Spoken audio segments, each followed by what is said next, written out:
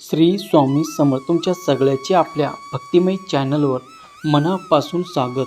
स्वामी भक्त हो, आज पुन्हा एकदा तुमच्यासाठी नवीन स्वामी संदेश घेऊन आलेलो आहे.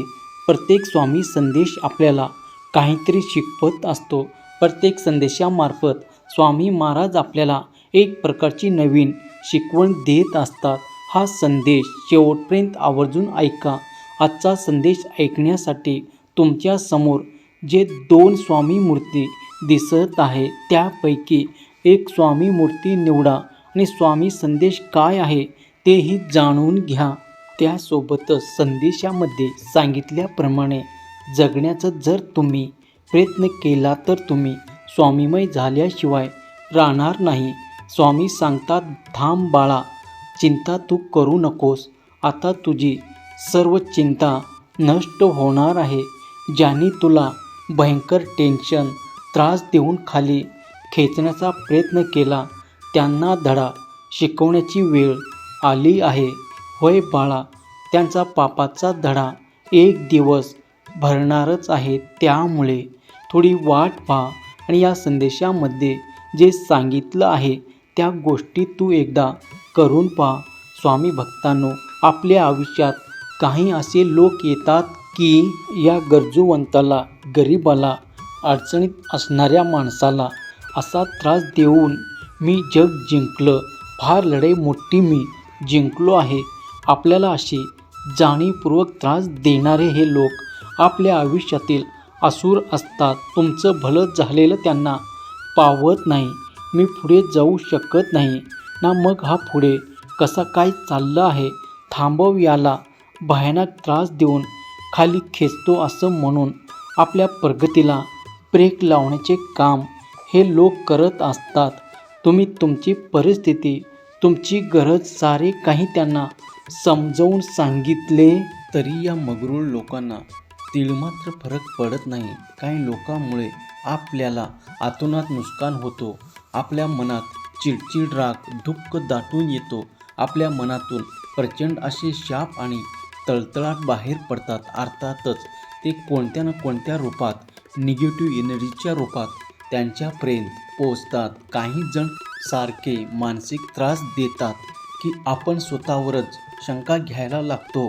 काही वेळा तर रात्री झोपेही लागत नाही, कारण मनात तेच ते विचार फिरत राहतात. पण माझ्या प्रेमळ स्वामी भक्तांनो, एक गोष्ट कायम लक्षात ठेवा, पापाचा घडा कधी ना कधी भरतोच. हा निसर्गाचा अटळ नेम आहे. आज नाही तर उद्या त्याच्या कर्माची फळ त्यांना मिळणार. तोवर आपल्यावर थोडासा धीरानं आणि शहाणपणाने चालायचं आहे. या साऱ्यात स्वतःला मानसिक आरोग्य टिकवणे सगळ्यात महत्त्वाचं आहे. खरं तर परमेश्वर त्यांना मनाचा मोठेपणा दाखवण्याची, पुण्य करण्याची संधी देत असतो. पण हे असून स्वतःला परमेश्वरावर असल्याचे समजतात. म्हणूनच या सगळ्या परिस्थितीला स्वतःलाच तुम्ही हरू नका. उलट तुम्ही स्वतःला मजबूत करत चला. मजबूत व्हा तरच चला. अशा विनाकारण कपटी लोकांची लढताना स्वतःला मजबूत करण्यासाठी आणि आपलं मन शांत ठेवण्यासाठी आपण कोणते उपाय करू शकतो हेच आपण या व्हिडिओतून पाहणार आहोत. कारण हा संदेश जो शेवटपर्यंत ऐकेल त्यांना स्वामी महाराज कधीच रिकाम्या हाताने जाऊ देणार नाही. सहमत असाल तर श्री स्वामी समर्थ असा स्वामी नामाचा जयघोष करा आणि व्हिडिओला लाईक, शेअर, सबस्क्राईब करायला विसरू नका. आत्ता ज्यांनी 2 नंबरची मूर्ती निवडली आहे त्यांना स्वामी काय संदेश देतात हे जाणून घेऊया.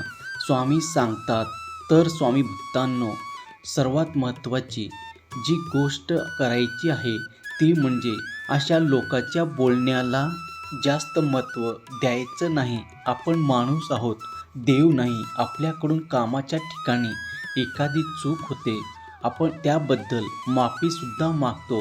पण तरी देखील ही लोक मुद्दाम आपल्याला दुखवणारे, बोचणारे शब्द बोलतात. ते अनेक मार्गाने बोलून, वाईट कृत्य करून आपल्याला खचवण्याचा प्रयत्न करतात आणि स्वतःला मोठा समजतात. तर स्वामी भक्तांनो, अशा वायफळ अहंकारी बोलण्यावर आपण जर खूप लक्ष दिलं तर त्याचा डाव सफल होतो. म्हणून अशा लोकांच्या शब्दांना मनावर घेऊ नका. ते काय बोलले यापेक्षा आपण त्यावर कशी प्रतिक्रिया देतो हे महत्त्वाचं. त्याचे शब्द म्हणजे त्याची मग्रुरी. हेच आभाळातले ढग क्षणात येतात आणि निघून जातात. ते ढग धरून बसतात तर तुमच्यावर पाऊस पडेल म्हणून त्याच्या मनात जागा देऊ नका. काही वेळ दुर्लक्ष करणे हे सगळ्यात जास्त महत्त्वाचं आहे. म्हणजे बघा स्वामी भक्तांनो, त्याचं बोलणं म्हणजे कुत्र्याचं भुंकणं. न त्याकडे लक्ष द्यायचं नाही. तुम्ही केलेल्या चुकांमधून शिका. नवीन काहीतरी करण्याचा प्रयत्न करा. आपण जेव्हा प्रगती करत असतो ना, तेव्हा वाटतं असे अनेक काटे येतातच. त्यांना पार करताना आपल्याला अनेक जखमा होतील, त्रास होईल. म्हणून जिद्द सोडायचे नाही. नेहमी प्रयत्न करत राहायचं. यश मिळाल्यावर ते आपल्याला नक्कीच प्राप्त होत असते. अशा माणसाला आपल्या आयुष्यात एक खूप मोठं धडा शिकवून जातात की एक माणसाने माणसाशी कसे वाईट वागू नये, तर त्यासाठी आपण आपल्या स्वतःचा आत्मविश्वास कधीच ढळू द्यायचं नाही. हे लोक तुम्हाला काही बोलतं, कमी लेखतं, पण आतून स्वतःवरचा विश्वास जर तुम्ही जपला तरच तुमचं काही बिघडत नाही. आत्मविश्वास म्हणजे ढगामधला सूर्य. तो क्षणभर झाकला जाऊ शकतो पण कायमचा नाही. जेव्हा कुणी तुम्हाला खाली खेचले तेव्हा तुमच्यातील ताकद त्यांना जाणवली असते. त्यांना माहीत असतं की हा तर खूप प्रगती करणार आहे म्हणून ते असं वाईट कृत्य करतात. एखाद्याची तोंडाची भाकर खेचून घेणे यासारखे महापाप कोणतेही नाही. स्वामी भक्तांनो, आपण कितीही त्रासदायक लोक तुमच्या पोटावर पाय द्यायलाही मागे पुढे पाहत नाही. अशा परिस्थितीत खंबीर राहा. स्वतःवरती विश्वास ठेवा आणि स्वतःचा आत्मविश्वास जपणं. त्याच्या कटाला उत्तर न देणे. आरशात पहा, स्वतःला हसून म्हणा, मी काही कमी नाही, कारण मी देवाचा लाडका भक्त आहे आणि देव माझा पाठीशी आहे. तुमचा आत्मविश्वास तुम्हाला नक्कीच प्रगतीच्या शिखर सर करण्यास मदत करणार आहे. म्हणून तुम्ही स्वतःवरती विश्वास ठेवा आणि कोणावर अपेक्षा ठेवू नका. जे काही आपल्या आयुष्यात दुःख आहे, टेन्शन आहे, ते सगळ्यांना सांगत बसू नका. प्रत्येकाला त्याच्या कर्माची फळं मिळते, पण आपलं मानसिक त्रास कधीच भरून निघत नाही. त्यासाठी आपल्याला गरज आहे ते भगवंताच्या नामस्मरणाची.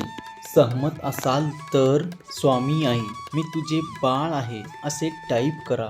हा संदेश आपल्या प्रियजनांना शेअर करा आणि अजूनही चॅनलला सबस्क्राईब केलं नसेल तर चॅनलला सबस्क्राईब करा.